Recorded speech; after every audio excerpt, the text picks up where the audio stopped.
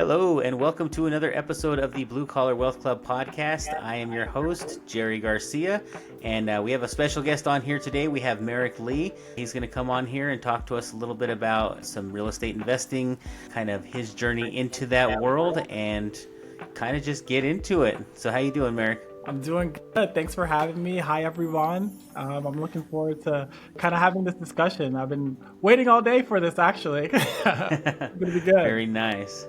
I saw that you kind of have a background. You work in the blue collar world right now, right? You still hold a W-2 job in addition to your investing, right? I do. I actually work as a director of digital marketing for a tree care firm. And I've been working there off and on about 11 years come the 8th.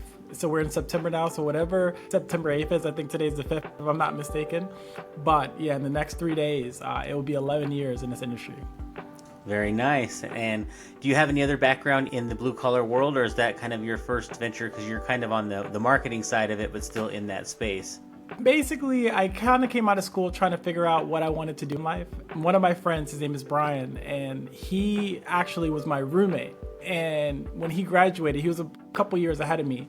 He graduated and he kind of started a marketing firm, like a digital marketing firm. When I couldn't find any jobs in school, I decided, hey, Brian, I see you're killing it out there.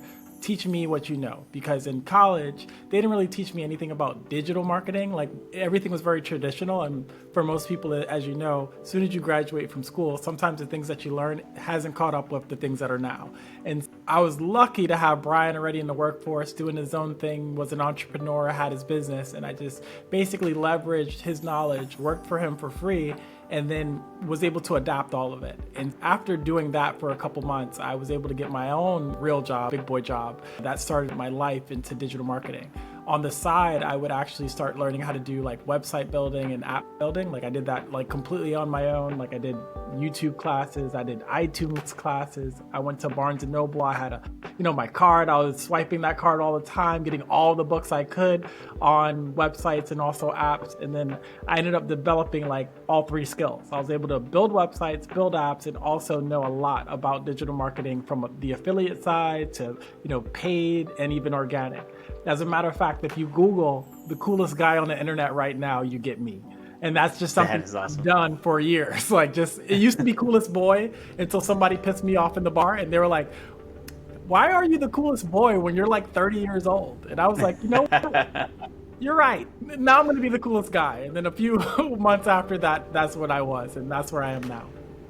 That is actually awesome. I'm actually going to do that when we get off here because I just want to see it. I think that's awesome. You can do it now. It makes it fun. I always tell the host to do it now just so the audience understands I'm not telling a lie. The audience, you guys are going to do this. But by all means, type in the coolest guy on the internet. You, Jerry, you let the people know what you see. Pulling it up right now. Right now, on the spot. And everybody, I'm not in Colorado with Jerry. I am here in New York. I have no access to his computer or the Google search. I don't own Google. I'm just a regular guy. The coolest guy. And first thing that comes up is your website and a lot of your videos, actually. So that's really awesome. Awesome. Very cool. Well, tell me a little bit about this. This is a little bit different topic than I thought we were going to cover, but I'd like to kind of get your perspective on how digital marketing can work for kind of a blue-collar business, because we deal with a lot of, obviously you're in tree care, and that's right in line with the types of businesses that we serve. And I'd like to get your insight into how you're able to help those types of businesses and what you're able to help them accomplish. Absolutely. So, of course, I work in tree service. And before I came to the company, one of the things that I had was like my own digital business, because I had working for Brian, it taught me to be an entrepreneur and always have other hooks in the water, right? And just be able to kind of serve clients, because that's the way I came up and that's the way I learned, is being able to work on other people's campaigns, work on their websites, work on their apps. And then it helped me grow because I started learning so many different things all at the same time. And so what I would say though is, when it comes to a lot of different blue collar workers, like if you need help when it comes to digital marketing, just as long as you're not in the tree industry or you're not in lawn care and you're not a competitor of my company, it's fair game. By all means, I don't mind working with you. If you need any SEO help, SEO meaning search engine optimization, which is exactly what Jerry just did. Like he typed in coolest guy on the internet, and then, that's a keyword, which then resonates with Google to figure out who is the most relevant when it comes to it. And I made myself the most relevant. And of course, there's a lot of tactics that goes into that. But I learned, now that I would say I'm probably 12 years into this, I've learned a lot over the last couple of years where I'm able to do it for myself. I have other clients on the side that I help out as well in this space. And my W-2, of course, is with the Tree Company, and we're growing exponentially. And I look forward for us to be like number one. Like we just went international a few months ago, and it's great because when I first started with the company, we had about 30 branches. And that was about 11 years ago. And now we've crossed over to over 100. And now instead of us just being on the East Coast, we're east all the way down and all the way west to California. No, that's awesome. I love to hear that because that's an aspect I think that not a lot of blue-collar business owners are taking advantage of, is being in that kind of digital media space. And it's a way to expand. It's a way, everything's about differentiating yourself, right? Trying to make yourself stand out amongst the other similar type of industry folks that you're competing against. That's very interesting. I want to kind of turn topics here and kind of talk a little bit about the investment side of things. You're into multifamily investing, right? Apartment complex investing. I love saying that. And then it's amazing because now that I have mentors, there's the other side of me, which is first was digital marketing, and then I ran into real estate syndication last year in November. During that journey, if I've always wanted to be a part of real estate, I just didn't know how. And I've always asked my friends, like, hey, why don't we get together and we figure out how to buy a building? Because for the longest part, I thought that it's only one person that had to save up all this money and then buy a building themselves. I've never really knew exactly what goes into it. And it talked about syndications, and I went to the workshops and I actually invested into making myself more knowledgeable in the space. I realized it's not only just one person, it's actually multiple people that put together these deals where a lot of different investors and different people can actually run them to acquire these buildings and then give profit back to investors and other people. And when I started learning about it, like my mind just was blown because for the longest, I was just like, I can't do that. Like, I'm not super uber rich. I don't have millions of dollars to just, $19 million to just buy this building outright.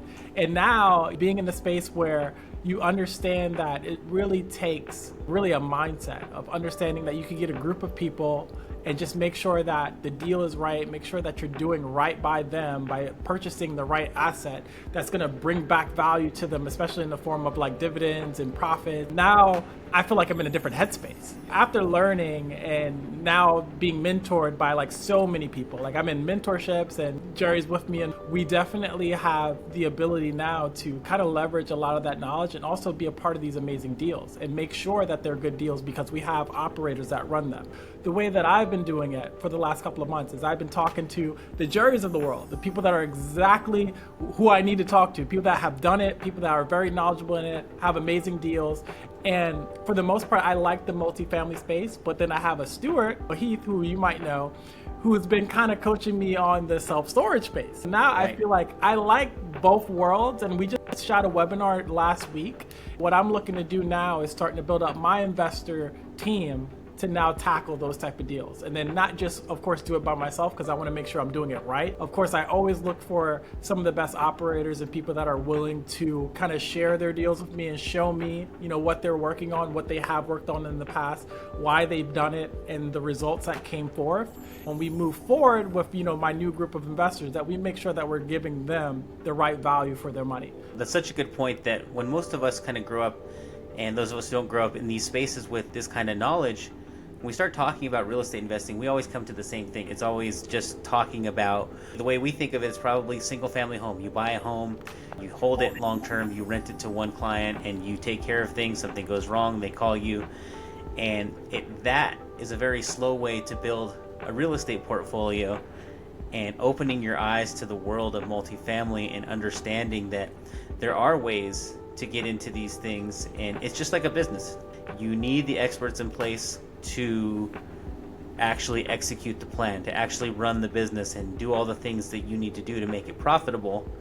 And just like other businesses, they go public and they need that influx of capital. You could buy shares in the company. getting these guys and getting your money into one of these deals where there are experts running it. They've taken a look and they'll tell you what the deal, this is how we came to the decision that this was a good deal. This is why we think that this will be a successful deal. And if you invest with us, here's what our expected returns are, and here's what our expected exit is in 3, 5, 7 years, whatever that time frame is. It's really awesome. I know for me personally, when I first learned about the multifamily space, even having been in mortgages and residential real estate for years, it opened up this whole other world for me.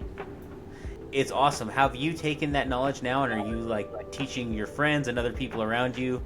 How are those conversations going? It's amazing. Great question. I love this question because when I first started, my family members were extremely skeptical about it. Because like me, if you don't have the information and you're not close to people that are actually doing it, it just feels like a scam. And I can't blame anyone for feeling that way, especially when I first started, because I didn't have the knowledge like I have now. Like I wasn't able to talk to as many people as I have, and I haven't been on any podcast or anything like that. I would say my uncle, for example, like he told me, I want nothing to do with it. Just keep me out of it. You know, I don't believe it, whatever. After I appeared on, I want to say 2 or 3 podcasts, this is after working with different operators, this is after looking at so many deals, underwriting them, and really starting to see the value, he started kind of changing a new leaf or turning over a new leaf and saying, you know what?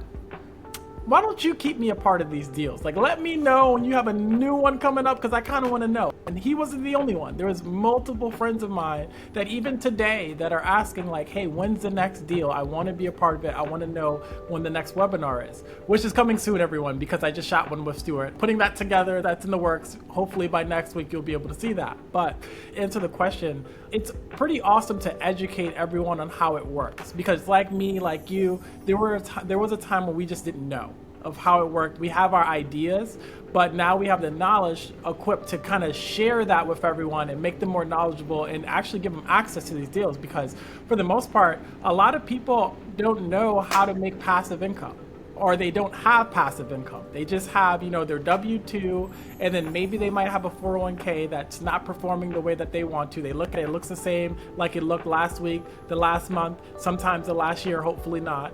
But with the investments that we're looking at, they're structured basically to give you those dividends or give you that profitability that when you look at it from 1 year to year 5, you're going to be looking at one heck of a return, because we're going to more than likely either give you back what you had plus passive income along the way, or we're probably going to give you double with that passive income along the way. That's kind of like the name of the game. And in some cases, from what I've seen just by being in this for a couple months, I've seen people go triple. The sky's the limit. It really depends on the deal, and it depends on the operator that you're operating with.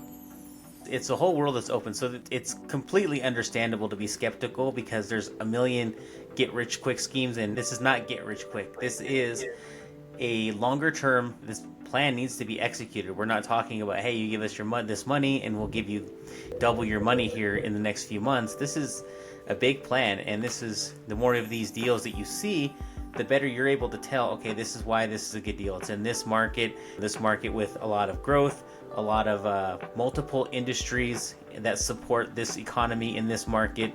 That's why you're seeing the growth, a lot of jobs coming in, a lot of whatever the case is. If there's a lot of influx, there's a lot of research that goes behind choosing not only the market, but choosing the property.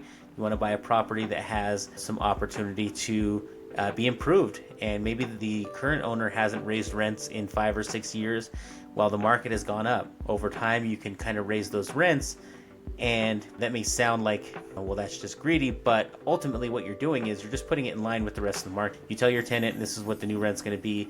They go shop around and they realize, okay, well, he's not overcharging. He's just charging what a 2-bedroom costs in this area, and in the meantime, they're also improving the property. Maybe this is not as bad as I thought.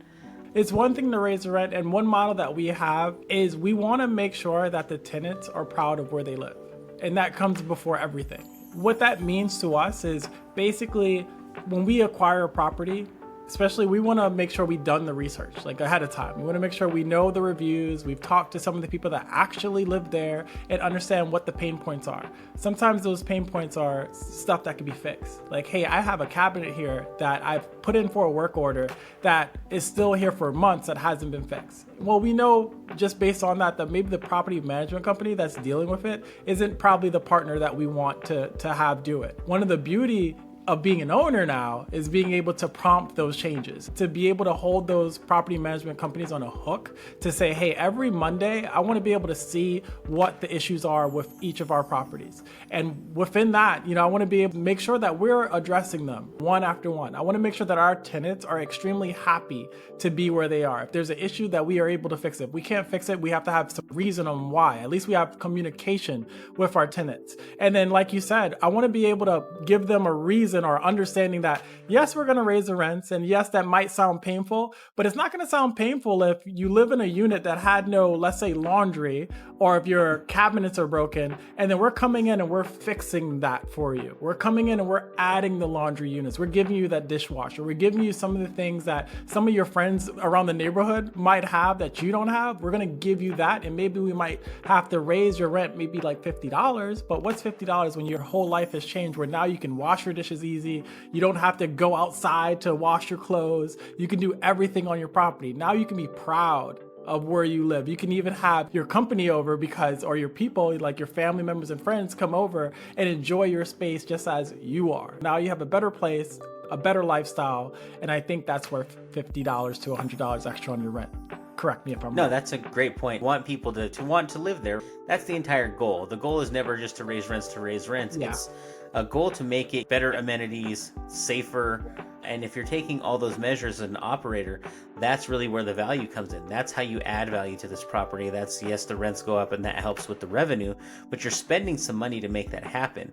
And it's for the long term. That's part of the plan that you're executing. Those are all very good points about how this works and why it works, what's expected of the owners of the building. Because a lot of times you're looking for buildings that just haven't been run efficiently. And there's ways that you can reduce costs for yourself as the operator. And there's things that you can do to make the tenants a lot happier. Now, is there specific markets that you like to focus in with your group? So we like to look at, I hate to say it, but red states, but I like to also say landlord-friendly states. At the end of the day, we understand that we can't be in a situation where if we have tenants that, even if we provide the value, even if they can pay the rent, but they're protected to not pay the rent, we are stewards to our investors. At the end of the day, I want to make sure that our investors are protected, because I would hate to have someone invest 50, 100, or even more thousand of their money, even if they have it to lose. I don't lose money. And that's the last thing I ever want to do. I will do a boring investment before I do a sexy investment that's going to lose, investor money. I'm only here to win. Like, I like to win, and winning feels sexy. And that's just how I like to be, as a winner. For us, we look at like red states, and primarily those that are landlord friendly, just because if someone doesn't pay the rent, we can at least give them an opportunity to go somewhere else. We're not saying that we're going to just kick them out just like that, but say like if they're in a 3-bedroom and they can't afford it anymore, well, we might want to move them down to a 2 or a 1. Or we might ask one of our partners like, hey, do you mind if we move this person into your apartment complex because it suits them better? Like, we're never looking to just kick somebody out just like that, but like we want to just help them get to somewhere that's more appropriate for them. The markets that we're looking at are like kind of Texas, Georgia, and the Carolinas. We really like those spots because there are good deals there. Atlanta, for example, has some really hot stuff around there. I get messages from a lot of different agents. They reach out to me all the time like, hey, Merrick, we have this cool deal, and some of them are good, some of them aren't, but I like to kind of just look at it and just make sure that we're doing right by the investor. And so I kind of look at kind of the metrics of, okay, how much we have to put into this deal in order to make it worthwhile for the investor. Because of course I'm thinking about the investor, and then I think about the tenants together. I try to think of how can I make this place better for the tenant, but how can I make the investor as much profitability as possible? Like, how can I just multiply the investment that they're going to get? When I look at those two metrics, that's kind of what we look at when it comes to the deal. Your point on choosing more landlord-friendly areas makes sense, but it's not only protecting your investor money, it actually protects the other tenants as well. Because if you have tenants who are in the building who aren't paying rent, that starts to bleed over, and typically the tenants that are not paying rent, if they're just kind of squatting in those houses, they tend to not take care of them, and then the whole area kind of feels less safe. It kind of snowballs into a much bigger problem. So it's not only just about protecting investor money. Once again, you want to have a very happy complex of people living there. This is where they live. You want everyone to feel safe. You want everyone to feel like they're on the same footing. And if you have a handful of tenants who just aren't paying and still living there and still using amenities and just kind of taking advantage of the situation, that can snowball into much bigger problems. I like those areas. Those are all great areas that I've heard, not areas that I've ever invested in personally, but I know the areas well, and I know that there are good operators like yourself working out there and finding good deals. I also like that you mentioned a lot of deals come across your desk. Some of them are good, some of them aren't, right? Yeah. You're not just taking every single deal that comes across your table and saying, hey, let's invest in this. There are some criteria that you're looking at to make sure that deal makes sense before you ask investors to come in on that deal with you guys. Love to hear that. I feel like we could even expand on that, because you probably have, your audience is probably wondering, okay, what makes a good deal from a bad deal? Some of the metrics that you can look at when you're kind of evaluating a deal, and this is not something that an investor is going to do per se. This is more on like the operator side. The general partner is going to look into this. They're going to try to figure out, okay, when I'm putting this deal together and I have all of my investors, we have a purchase price for the property, for the asset, we'll call it. And then we have to more than likely take out some sort of debt in order to buy it outright, because we're not going to buy it all with investor money. Like that, just, I don't think that's the smart way to go. You want to leverage a little bit of the bank in order to do that. Some of the things that you want to make sure you can do right off the bat is, okay, can we pay for this asset with the rent roll that's coming in? That's number one. Is, can we first do that when it comes to like the purchase price and everything else? Can we also use the rent to help us when we have this CapEx expense, when we're going to start dumping money into this asset to make it more valuable? Can we do that? And then is the metrics on the rent that we're raising, you should know first off, if you know where you are in the market. I think Jerry brought that up, and that was a perfect point. Where are we when it comes to the market, the average? Like, are we under or are we over? Because if you're going to buy a property that's already over the average, and then you're going to add more expenses to it, and then you want to then raise it when it's already over, more than likely you're going to have an occupancy that's going to go down. And then think about it. If you have less rent coming in, that's going to be an investment that's going to be a complete wash and a waste. You want to have it in the reverse. You want to make sure that at the end of the day, that everything that you're putting into this property is still going to be profitable, because the rent is kind of down here versus where the market is. And so that's kind of like what we all specialize in. That's in a nutshell. I mean, there's a lot of ways we can go about this, expand into Right. it, but that's just a very lower taste of it, of what we're looking to do, both sides. And I'm sure, Jerry, if you want, you can expand on that. But I think for the most part, for those that have no idea what the syndication thing looks like, how does it work, that's kind of like a nutshell of what we're looking to do. And that gives you just kind of a taste of kind of everything that goes into it. And we don't try to get too technical or over the top with kind of the why they seek people like us out. Maybe they don't have the same network, or they don't understand where these deals, how to vet one of these deals. But if one comes across them, they can bring it to someone like yourself or me. We could take it to teams who research it and see if it's a good deal. But really, our value to investors is really just finding these deals and then having the team put together to operate it and execute the plan. We're typically looking for people who just have some capital they want to invest and get a good return on, something that's going to get them better than an index, or something better than hopefully their 401k. As in everything, there's always some risk involved. Definitely want to do your own research when an opportunity is brought in front of you, because not all deals are equal, not all operators are equal. Those are all very, very good points. I like to always finish up by asking for a book recommendation, something that kind of changed your mindset and helped you kind of get to where you're at now and the headspace that you're at now and doing all the great things that you're doing. I always have my book here. I have lots of books, as you can see around me, but I would say this by far is the most important book I've read in the last probably 2-3 years. It's Who Not How by Dan Sullivan and Dr. Benjamin Hardy. And I would say with this book, for me, all my life, or my career, I would say, not life, but during my career, I've always needed someone that was going to help me get to the next level. And many times, like, you could be a do-it-yourselfer. And I've been that, like, a lot, where I just said, you know what, I'm just going to try to learn on my own and try to do it, whatever. But I never really realized that, especially when it came to marketing, like I said in the beginning, that the who in my life that really got me to where I'm at today, to be the coolest guy on the internet, to kind of really spin the wheels on like learning website building and stuff like that, was Brian, because he was that who in my life that was like a mentor.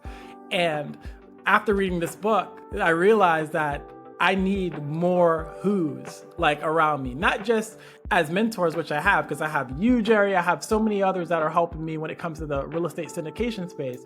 But I need people that's going to help me grow my business. I want to have people around me that are like-minded, that really can pour into me and really just kind of expand like everything that I'm doing. That's kind of like what I've learned with this book, and it's been working exponentially great because I've learned so much just by being around you guys, and I really appreciate it. And I suck in, a lot of the energy that you guys give me, the knowledge as well. 2 weeks from now, I'll actually be on the stage for Avestor talking to fund managers about like marketing and deals and stuff like that.